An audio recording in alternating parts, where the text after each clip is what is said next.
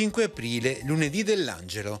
È il 95esimo giorno dall'inizio dell'anno, ne mancano 270 al termine. Il sole sorge alle 6:43, tramonta alle 19:44. La luna sorge alle 3:59, tramonta alle 12:32.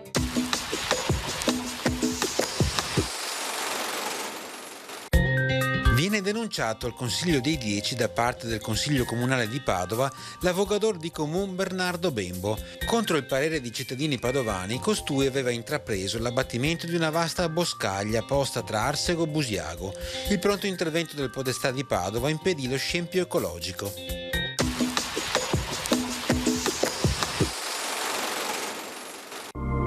Le previsioni per domani: tempo da instabile a variabile, con nubi più significative nelle prime ore specie in pianura, spazi di sereno più frequenti dalla tarda mattinata e soprattutto la sera, temporanee e fasi di precipitazione anche a carattere di rovescio o occasionale temporale, nelle prime ore diffusi in pianura e sparsi in montagna, poi locali più che altro di pomeriggio tra prealpi e alta pianura. Eventuali spruzzate di neve potranno arrivare fino a gran parte dei fondovalle dolomitici, oltre a possibili episodi di precipitazioni mista anche a quote inferiori. Rinforzi di vento temporaneamente anche significativi, specie in montagna dai quadranti settentrionali e sulla costa per Bora.